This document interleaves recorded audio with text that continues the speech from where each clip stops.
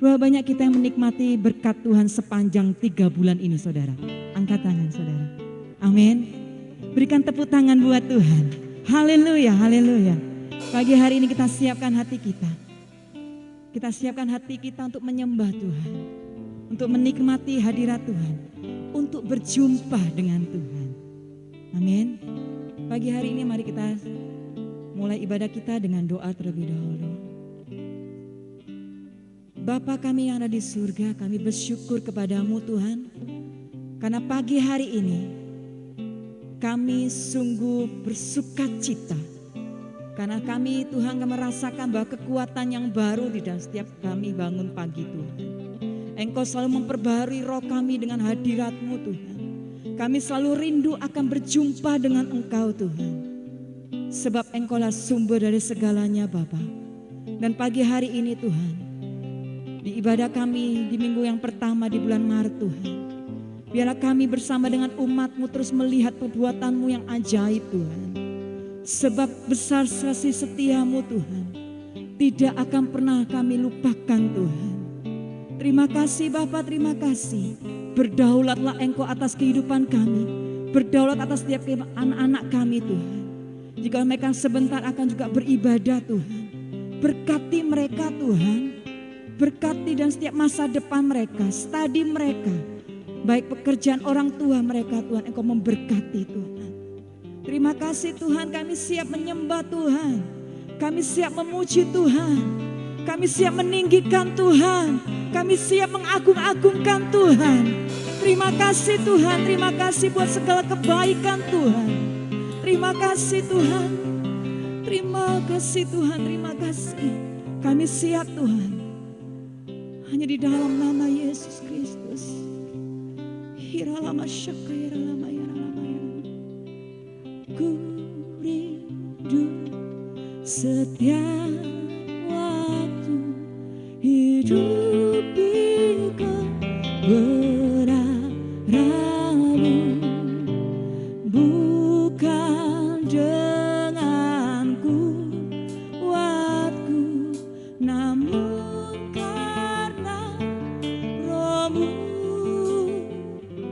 Yesuslah yang ku pegang teguh. Mari katakan ku rindu setiap waktu hidup di kebenaran-Mu.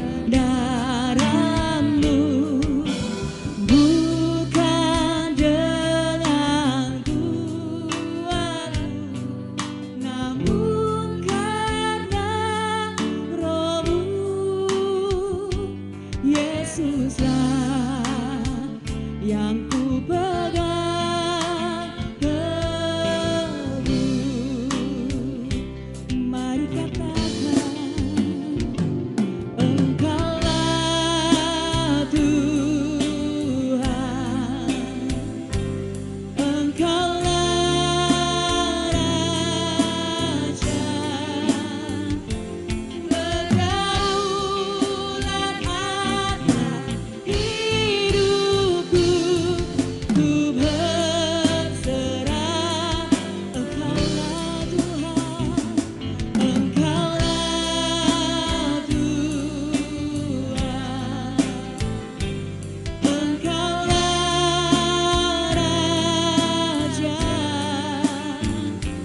berdaulat atas hidupku.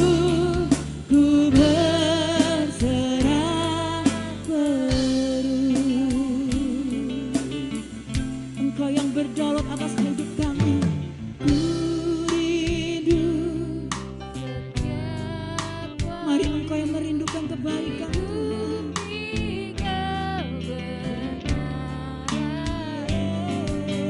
Bukan denganku kuatku, namun karena Roh-Mu. Yesuslah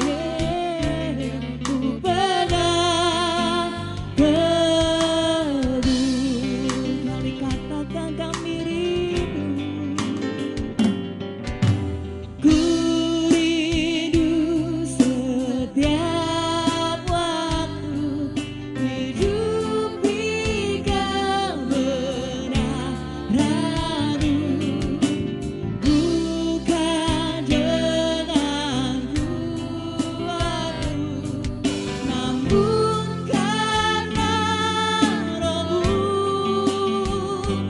Yesus ya Yesus, ku pegang. Mari katakan Dia Allah yang berkuasa. Yesus,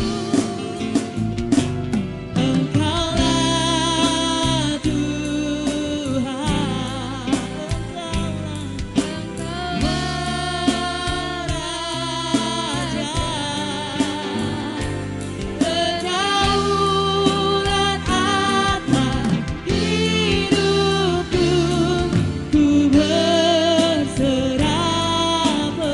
Engkaulah Tuhan, Yesus Tuhan. Engkaulah Raja, katakan.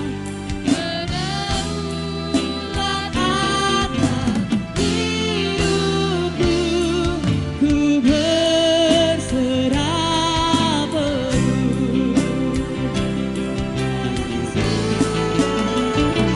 Engkaulah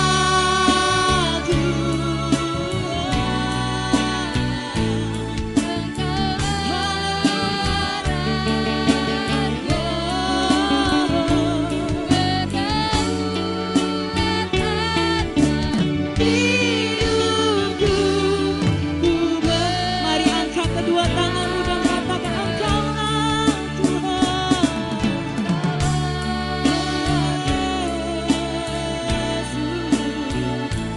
Engkaulah Raja. Mari atas hidupku, ku berserah penuh. Mari jemaat Tuhan katakan Tuhan, ku rindu Engkau yang mencari wajah-Nya, imani.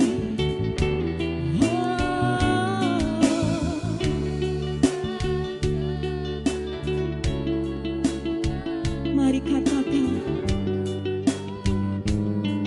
Roh-Mu, Yesus lah Yesus, mari sama-sama kita bangkit berdiri. Angkat kedua tanganmu dan katakan Engkaulah Tuhan. Engkaulah Tuhan. Engkaulah Raja. Berdaulat atas hidup Yesus, ku berserah. Katakan Engkaulah Tuhan. Terima kasih Tuhan.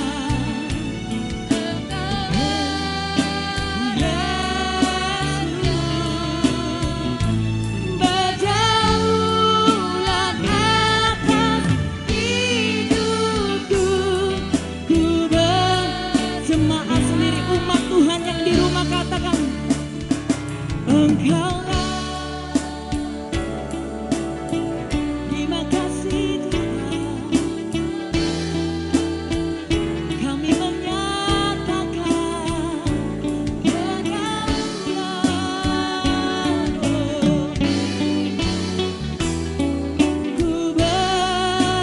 sekali lagi lebih keras, sekali katakan Engkaulah Tuhan.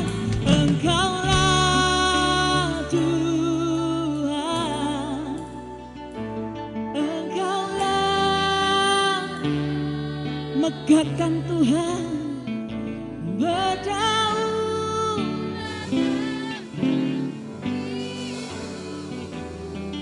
ku berserah. Berdaulat,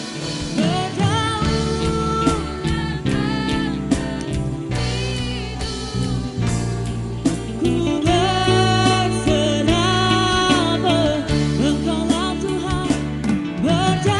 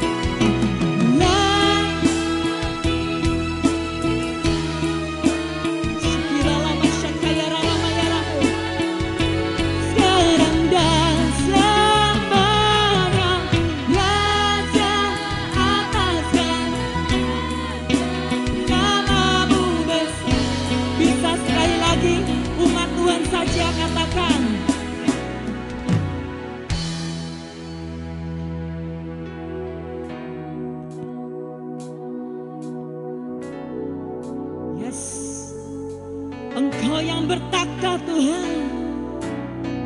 Oh ya Rama Shaka ya Rama ya Rama. Oh ya Rama Kana ya Rama Shanda ya Rama. Kabuli Engkau yang layak, kaya dipuji disembah. Kaulah yang bertata dulu sekarang dan selamanya.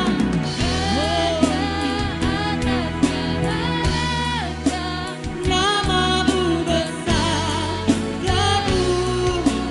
namamu besar,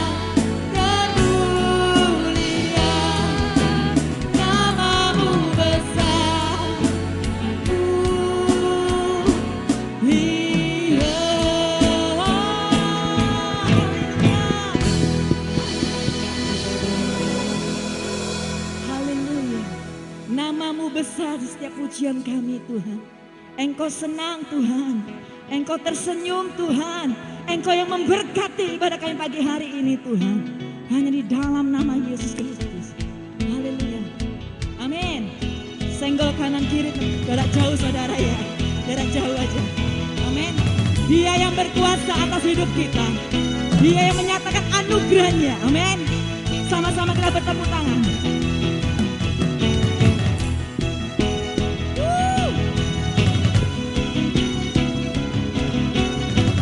Terbayang kebesaran Tuhan,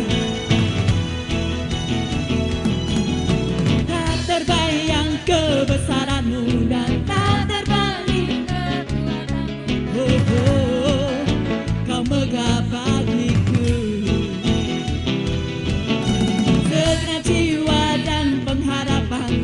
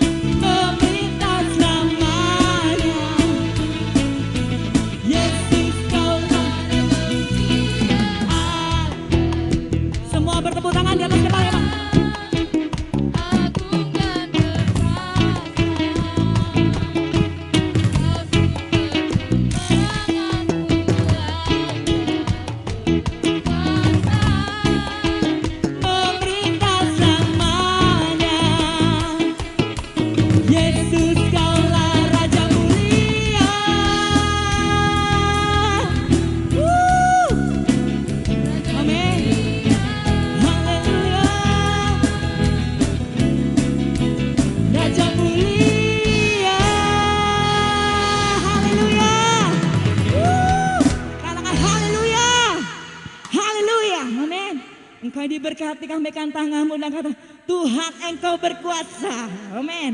Silakan duduk kembali yang dikasih itu.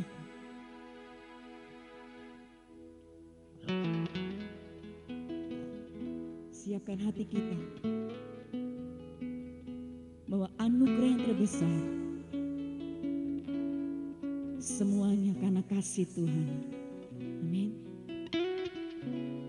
Ada tempat yang termulia,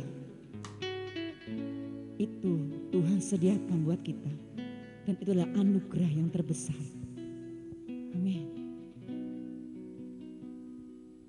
Ada tempat yang mulia, anugerah-Mu tercurah, Kau berikan hidup-Mu sebagaikan di dosaku.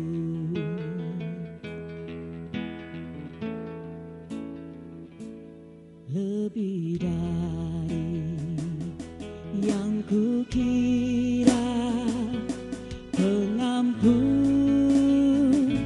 yang kuterima, kasih Yesus yang abadi mengalir di Kalvari.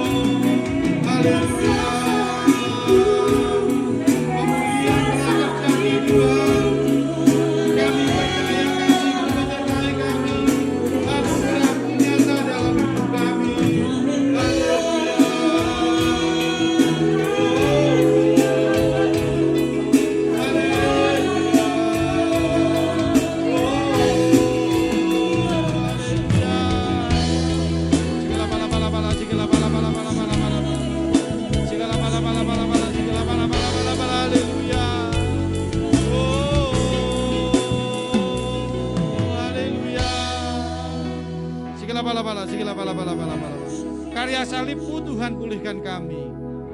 Karya salib-Mu Tuhan membawa kami hidup sampai saat ini Tuhan. Hidup dalam penyertaan-Mu, hidup dalam kasih-Mu.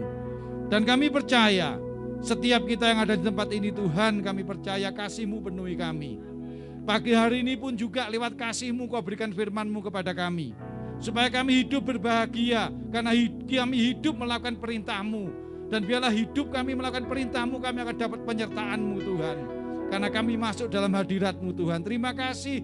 Dalam nama Tuhan Yesus kami sambut firman-Mu dan kami percaya pengurapan Roh Kudus turun atas kami. Kami kudus, kami layak untuk menerima berkat firman Tuhan. Yang siap menerima berkat firman Tuhan katakan amin.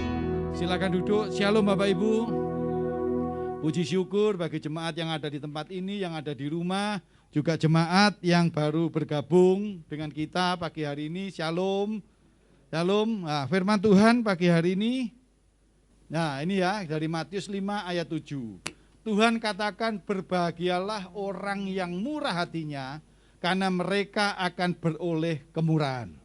Kita perhatikan, berbahagialah orang yang murah hatinya karena mereka akan beroleh kemurahan. Kita di sini akan belajar berbahagia orang yang murah hatinya, dan kita akan belajar juga kemurahan Tuhan diberikan kepada kita kalau kita memiliki kemurahan hati. Katakan amin ya. Jadi firman Tuhan ini kita belajar dari Lukas 10 ayat 30-37. Saya ambil dari firman Tuhan ini, saya rasa kita semua tahu.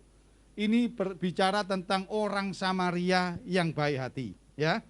Di situ Tuhan memberikan perumpamaan, ada orang yang dari Yerusalem, mereka berjalan, ada penyamun dirampok, enggak cuma hartanya yang diambil, juga dipukuli kan gitu. Pada saat itu juga ada orang imam yang lewat tapi menghindar. Juga ada di situ orang Lewi lewat menghindar. Tapi ada orang Samaria yang datang ke tempat itu. Samaria menolong, merawat, bahkan dibawa ke penginapan. Kita semua tahu itu. Dan Tuhan ingatkan itu kepada kita. Bahwa berbahagialah orang yang murah hatinya. Nah ini ya, Lukas 10 ayat 33 saya bacakan. Lalu datang seorang Samaria yang sedang dalam perjalanan ke tempat itu, dan ketika ia melihat orang itu, tergeraklah hatinya oleh belas kasihan. Orang Samaria ini menolong orang yang dirampok oleh penyamun ini karena tergerak oleh belas kasihan. Jadi kita belajar orang yang murah hati adalah hati yang mudah tergerak oleh belas kasihan. Jadi mudah tergerak oleh belas kasihan ya. Jadi kita harus tahu murah hati. Kalau kita memiliki murah hati, hati kita mudah tergerak oleh belas kasihan. Berapa banyak kita melihat sesuatu yang di hati kita tidak baik atau kita lihat tidak baik, kita tergerak untuk menolong. Berapa yang banyak yang kita lakukan, kita tergerak, kita siapkan sembako untuk menolong orang yang dibutuhkan. Itu tergerak, mudah tergerak hatinya untuk melangkah, ya, melangkah melakukan sesuatu, menolong orang lain. Itu namanya murah hati.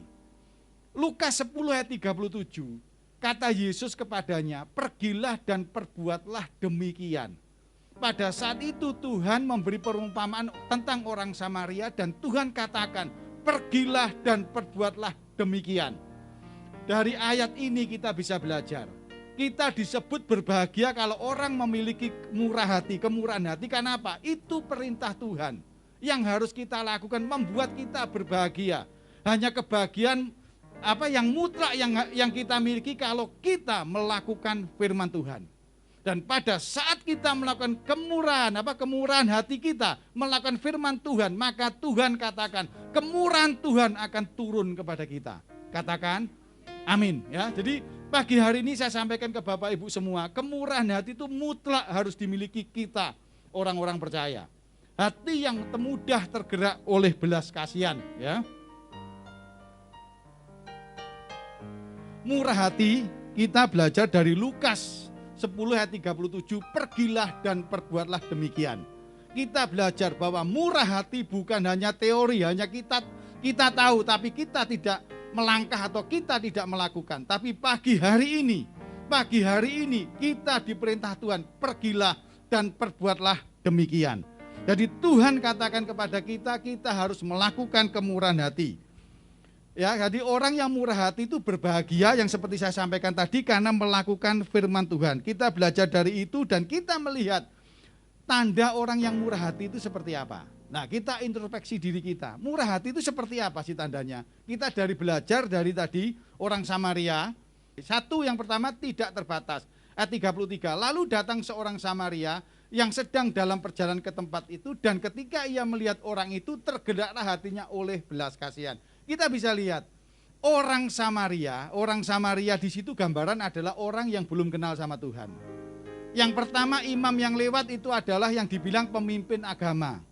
Orang Lewi yang kedua lewat itu dibilang orang-orang yang percaya, orang-orang yang melayani Tuhan. Tapi mereka tidak tergerak dengan apa? Belas kasihan. Tidak memiliki kemurahan hati. Tapi orang Samaria itu sangat berbeda dengan Tuhan yang memberikan perumpamaan kepada orang itu.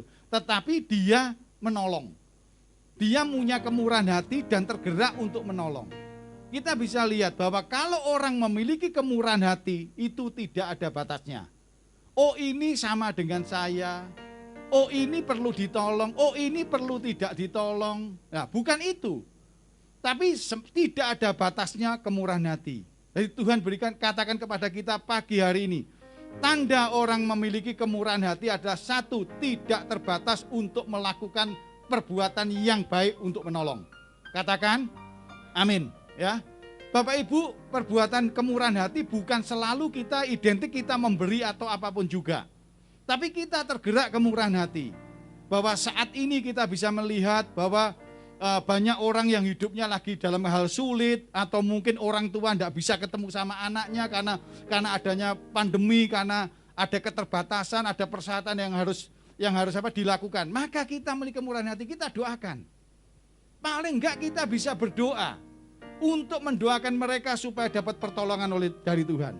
Amin. Kalau orang memiliki kemurahan hati, memiliki sikap doa yang seperti itu, selalu kita melangkah untuk mendoakan orang lain, bukan cuma diri kita sendiri. Karena tahu situasi seperti ini semua orang terbatas. Tapi kalau kita memiliki kemurahan hati, kita pun berdoa untuk orang lain yang sama-sama keadaannya terbatas seperti kita. Kita lihat aja Bapak Ibu, dulu dengan adanya rencana vaksin, banyak orang yang menolak vaksin. Banyak orang yang beradu argumentasi, nanti kalau divaksin begini ABCD, alasannya macam-macam. Saat ini begitu ada vaksin, yang terjadi apa? Orang berlomba-lomba mau divaksin. Ya, yang pertama nakes, yang enggak nakes pun minta vaksin supaya seolah-olah jadi nakes, kan gitu kan? Jadwal kedua guru, enggak jadi guru pun seolah-olah jadi guru minta divaksin, kan gitu. Nah, kita bisa lihat ini keadaan dunia tidak menentu. Ini butuh kemurahan hati, kita doakan supaya Tuhan tuntun vaksin ini berjalan dengan baik dan kita semua divaksin. Amin ya, itu yang pertama ya. Tidak terbatas. Yang kedua, yang tadi ya, berani berkorban, ayat 34. Ia pergi kepadanya lalu membalut luka-lukanya. Orang Samaria ini membalut luka-luka orang yang tadi dirampok oleh penyamun. Sesudah itu ia menyirami dengan minyak dan anggur. Membalut luka, diberi obatlah, minyak dan anggur itu bicara obat. Kemudian ia menaikkan orang itu ke atas keledai tunggangannya sendiri. Perhatikan, setelah dibalut lukanya dikasih obat sudah baik kan?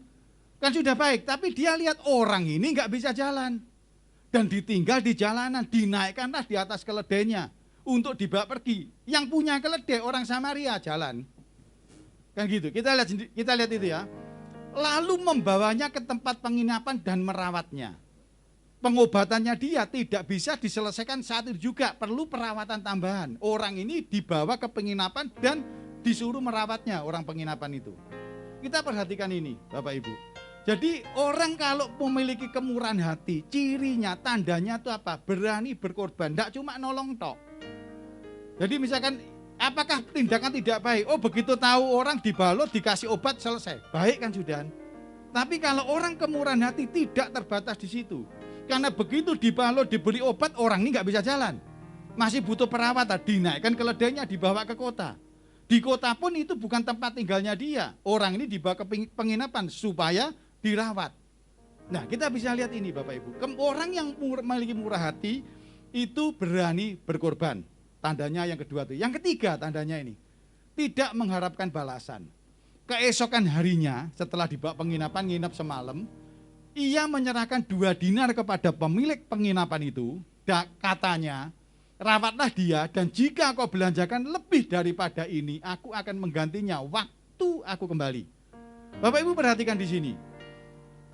Dia ngomong sama orang yang milik penginapan, tak kasih uang 2 dinar supaya dia nginap di sini dan rawatlah dia, belikan obat segala macam.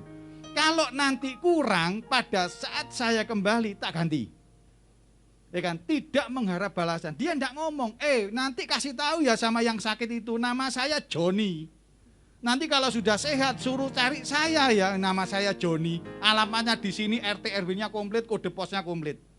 Enggak gitu orang Samaria. Orang Samaria cuma ngomong sama orang penginapan, kalau kurang, kalau aku balik tak ganti. Nah, ini kita bisa, orang yang memilih kemurahan hati tidak mengharap balasan. Berapa banyak kita melihat orang seolah-olah baik, seolah-olah memberikan kemurahan hati. Saat seperti ini, ya kan, orang melakukan banyak kemurahan, melakukan hal yang baik, tapi tujuannya untuk apa? Untuk kepentingan diri sendiri. Tuhan enggak mau itu. Kalau kita memiliki kemurahan hati, apapun yang kita lakukan itu untuk Tuhan. Amin. Dan Tuhan katakan apa? Kalau 3 hal ini ada dalam diri kita, maka Tuhan katakan berbahagialah orang yang bermurah hati. Nah, Tuhan katakan berbahagialah orang yang bermurah hati. Karena apa? Orang bermurah hati itu akan menerima kemurahan dari Tuhan. Kemurahan dari Tuhan, saya ambil contoh supaya kita pun juga mudah untuk belajarnya. Dari 2 Raja-Raja 4 ayat 8 sampai 37. Ini tentang wanita apa? Yang ada di wanita apa? Bapak Ibu semua. Ini yang ada di Sunem ya. Nah, kita bisa lihat di situ. Bahwa di sini kemurahan yang mereka terima itu apa? Ya. Kemurahan hati itu ayat 14 kita baca dari 2 Raja-Raja 4 ayat 14. Kemudian berkatalah Elisa, apakah yang dapat kau berbuat baginya? Jawab Gehazi, ia tidak mempunyai anak dan suaminya sudah tua. Bapak Ibu perhatikan. Wanita ini adalah orang yang selalu menyediakan kebutuhan Elisa pada saat pelayanan. Baik makan minum dan tempat menginap. Dan dia tidak pernah cerita apa yang terjadi dalam keluarganya, apa yang terjadi dalam kekurangannya dia. Elisa digerakkan oleh Tuhan, merintahkan kepada bujangnya yang namanya Gehazi. Kamu coba cek itu. Keluarga ini seperti apa? Gehazi ngomong, ia tidak mempunyai anak dan suaminya sudah tua. Jadi keluarga ini enggak punya anak, suaminya sudah tua. Lalu berkatalah Elisa, panggillah dia, dan sesudah dipanggilnya berdirilah perempuan itu di pintu. Lalu berkatalah Elisa kepada dia, pada waktu itu seperti ini juga tahun depan. Seperti kondisi seperti ini tahun depan, tapi Elisa bilang gitu. Engkau ini akan menggendong seorang anak laki-laki. Jadi setahun kemudian kamu sudah gendong anak laki-laki. Tetapi jawab perempuan itu, janganlah tuanku, ya abdi Allah, janganlah berdusta kepada hambamu ini. Perhatikan kata-kata ini yang sebetulnya harus masuk ke dalam hati kita. Bahwa wanita itu melakukan kebaikan kemurahan hati kepada Elisa tidak memiliki motivasi. Dia betul-betul memiliki tanda-tanda orang yang bermurah hati. Dia sendiri dalam masalah, tidak punya keturunan. Suaminya sudah tua. Secara manusia enggak ada jalan keluar. Tapi dia bisa melakukan kemurahan hati. Nah, ini Tuhan ingatkan kepada kita. Tuhan ingatkan kepada kita. Walaupun kita banyak kekurangan, kemurahan hati tetap bisa kita lakukan. Katakan amin. Ya, dan kita tidak perlu kita bilang, saya melakukan kemurahan hati supaya terima kemurahan hati daripada Tuhan. Enggak, karena Tuhan sudah berjanji.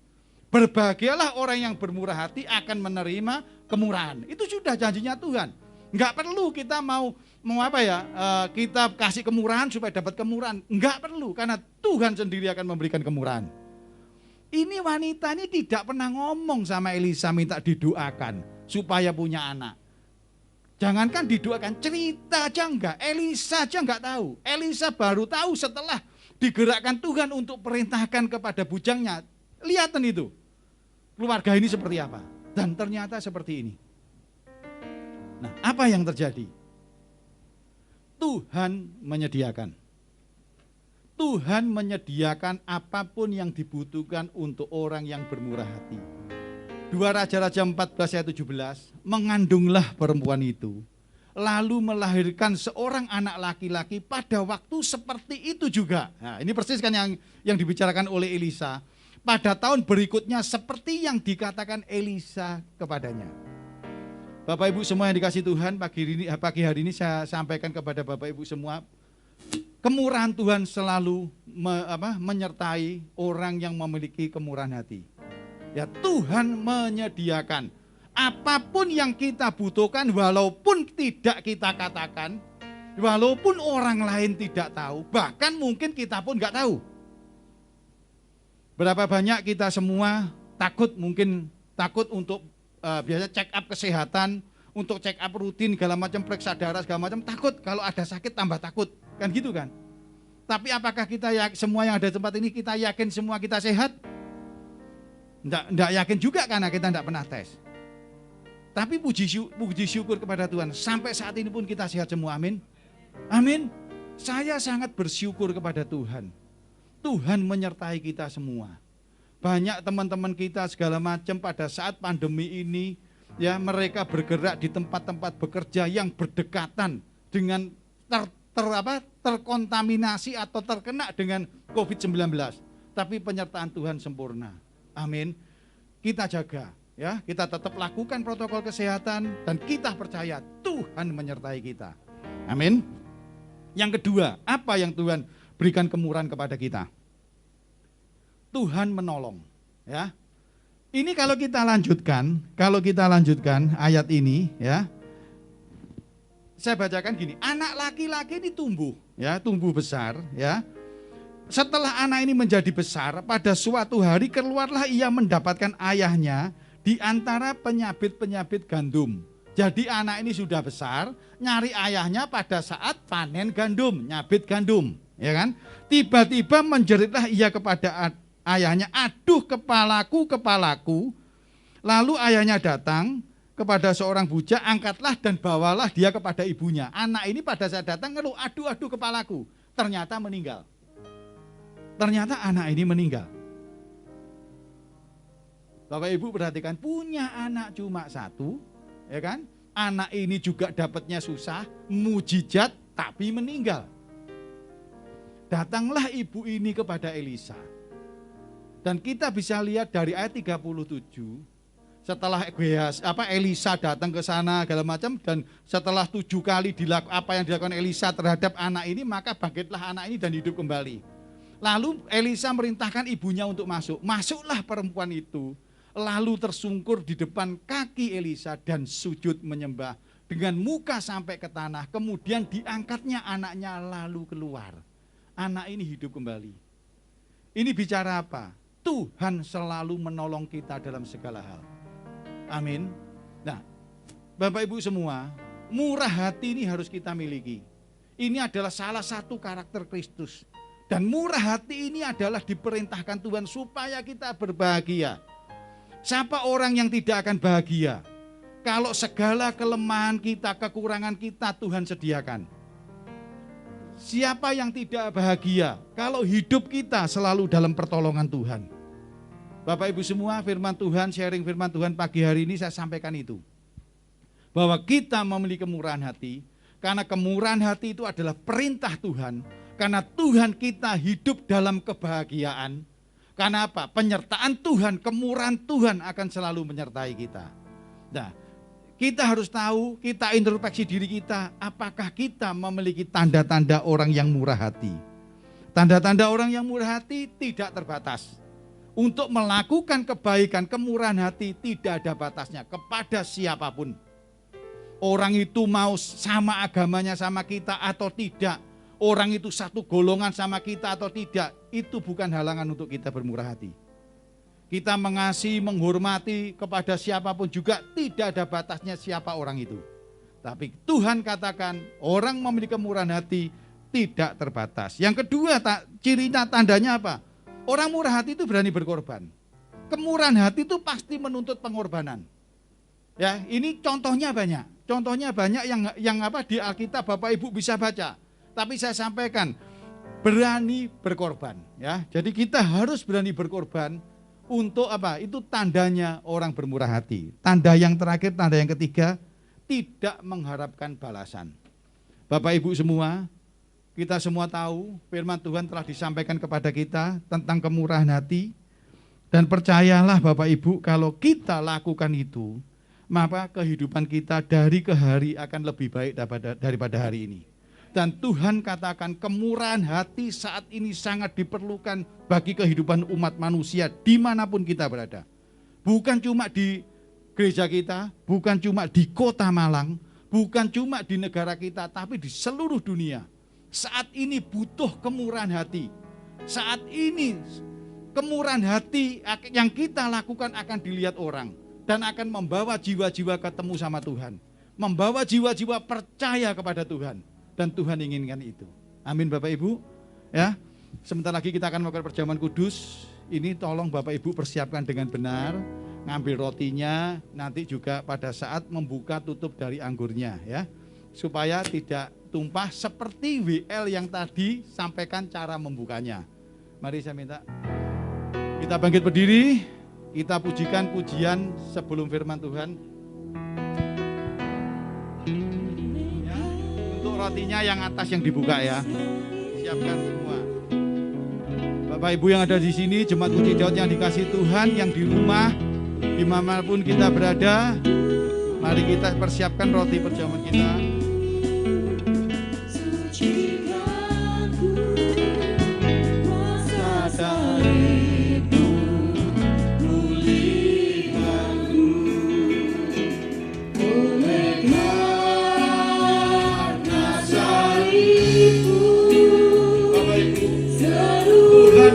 Kita di kayu salib, Tuhan yang berkorban kepada kita, karena Tuhan memiliki kemurahan hati.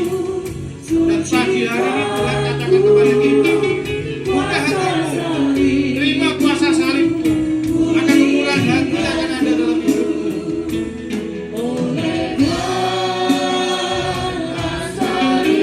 Buka hatimu, segala bala-bala, segala bala-bala, segala bala-bala.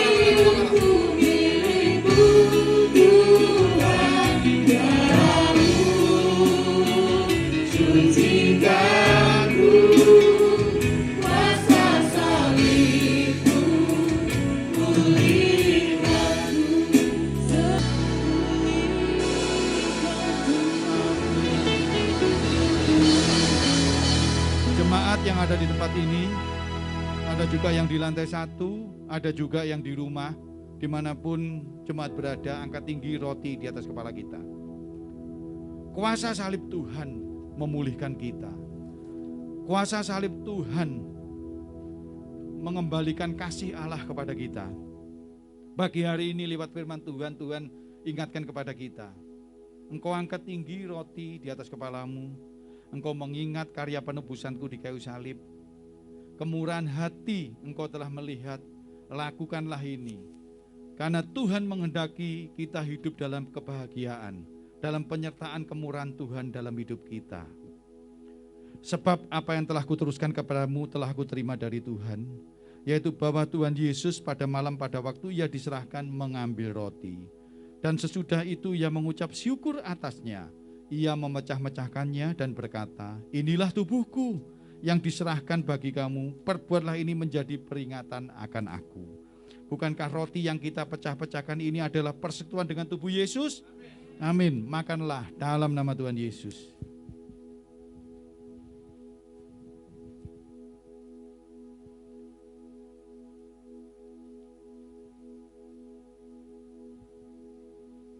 Mari kita persiapkan anggur kita.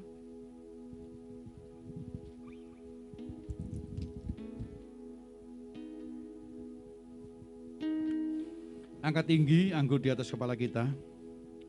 Segala pala-pala, segala pala-pala, segala pala-pala, segala pala-pala. Ini anggur ucapan syukur, anggur yang penuh kuasa Tuhan.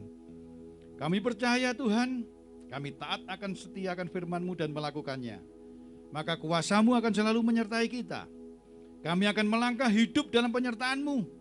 Kami hidup dalam kasih-Mu. Kami hidup dalam kemurahan-Mu dan kami percaya Engkau selalu menyertai kami, Engkau selalu membuka jalan, Engkau selalu menolong kami. Terima kasih Tuhan Yesus, kami percaya. Dengan iman kami percaya. Saat ini kami angkat anggur tinggi di atas kepala kami. Dan kami percaya segala kelemahan kami, segala kekurangan kami, segala apapun yang menjadi penghalang dalam hidup kami, Engkau lepaskan, Engkau buka. Dan saat ini Tuhan, kami hidup dalam penyertaan-Mu. Demikian juga ia mengambil cawan sesudah makan, ia lalu berkata, cawan ini adalah perjanjian baru yang dimeteraikan oleh darahku. Perbuatlah ini setiap kali kamu meminumnya menjadi peringatan akan aku. Bukankah cawan yang berisi anggur yang kita angkat di atas kepala kita adalah cawan ucapan syukur dan merupakan persekutuan dengan darah Yesus? Amin. Minumlah dalam nama Tuhan Yesus.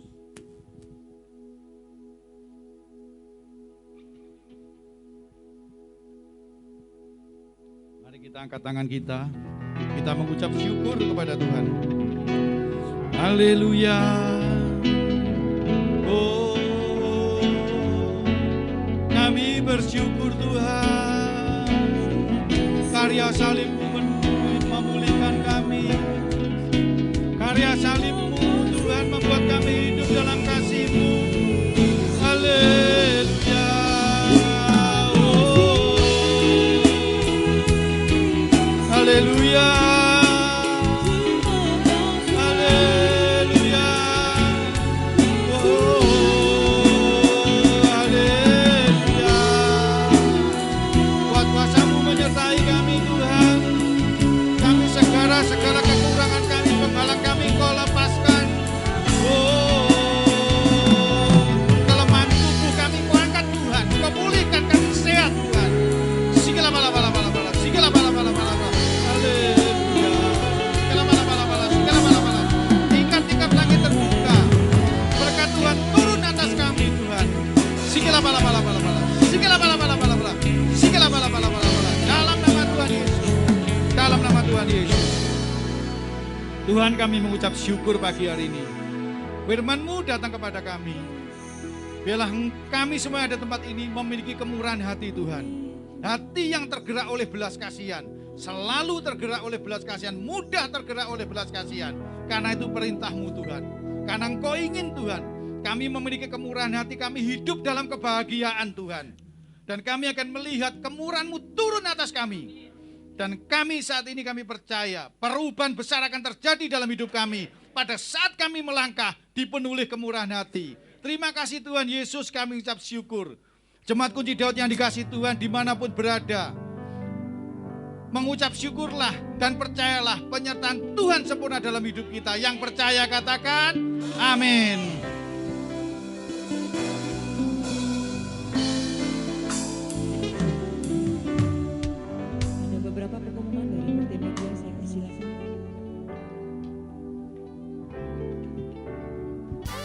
Terima kasih Bapak Gembala Pendeta Ardian Harapan di atas pelayanannya. Tuhan Yesus memberkati. Dan mari mengikuti doa malam bersama Ibu Gembala Irin Junalis Selasa 9 Maret di channel YouTube GBI Kunci Daud Malang. Dan jangan lupa like dan subscribe-nya ya. Dan bagi yang rindu mendengarkan kesaksian dan berfellowship, mari bergabung dalam Mesbah Kunci Daud Kamis 11 Maret jam 6.30 sore di Zoom. Link akan dibagi di grup WhatsApp. Dan sampai jumpa di ibadah raya minggu depan 14 Maret jam 9 pagi onset di Geraha Kunci Daud akan dilayani oleh Bapak Pendeta Stefanus Suwarno. Demikian informasi sepekan, tetap menjaga protokol kesehatan, tetap sehat, Tuhan Yesus memberkati. Puji nama Tuhan, saudara dikasih Tuhan. Mari kita sama-sama kita akhiri ibadah kita pada pagi hari ini. Saudara, Bapak memberikan persembahan di belakang saudara.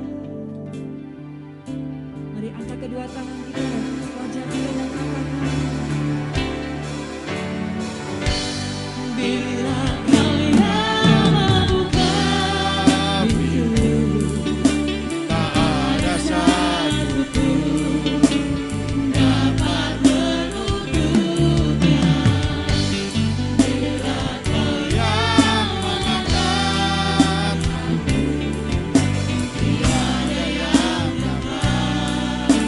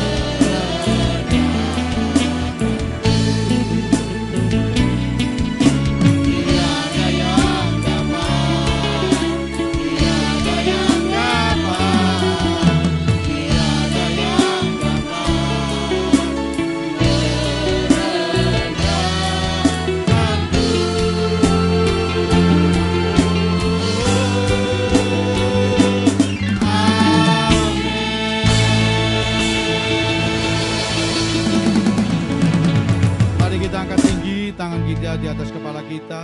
Jemaat Kunci Daud yang dikasih Tuhan, yang ada di tempat ini, yang ada di lantai 1, di rumah, dan dimanapun Anda berada.